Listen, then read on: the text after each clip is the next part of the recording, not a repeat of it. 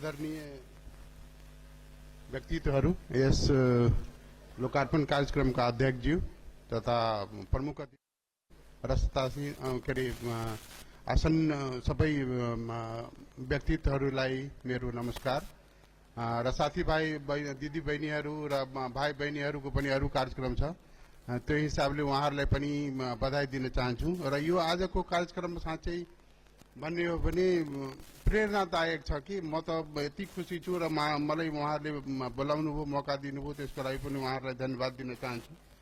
र खुसी यस्तो ठुलो शब्द हो कि अब मैले अलिअलि हेरेँ, त्यो बुक मैले पढ्न त पाएको थिएन, अहिले यसो हेर्दाखेरि अब कति त उहाँको मुख हेरेर नै प्रसन्न हुने, उहाँको चेहरा त्यस्तै छ, त्यो हिसाबले पनि र उहाँले जुन सङ्घर्ष गर्नुभयो र अरूलाई खुसी दिनुभयो र आफै पनि खुसी भएर अरूलाई खुसी दिनुभयो र त्यो सबै खुसीहरूलाई सङ्कलन गरेर सुजितजीले अरूसम्म पुर्याउनु भयो।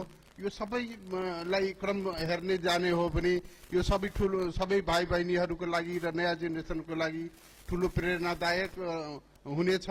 र म पनि अहिले पुरा पढ्न पाएको छैन, पढेपछि र म बेला बेलामा सुजितजीलाई फिडब्याक पनि दिने गरेका छु र हाम्रो आदरणीय व्यक्तित्व सुरेन्द्र लाभ सरसँग पनि धेरै कुरा सिक्ने मौका मिल्छ र उहाँको पनि यसमा केही कन्ट्रिब्युसन छ। त्यसैले आजको यस्तो दिनमा र अर्को खुसी के छ भने मोडेल स्कुल कलेज अफ ल जुन खुल्या छ, त्यो पनि जनकपुरको लागि गर्वको कुरा हो र मोडेल क्याम्पस यस्तै प्रगति गर्दै जाओस् र शिक्षाको क्षेत्रमा यसरी विकास होस्। र वीरेन्द्र सरलाई र सुजितजीलाई धन्यवाद दिँदै म आफ्नो 2 शब्द टुङ्ग्याउँछु। धन्यवाद।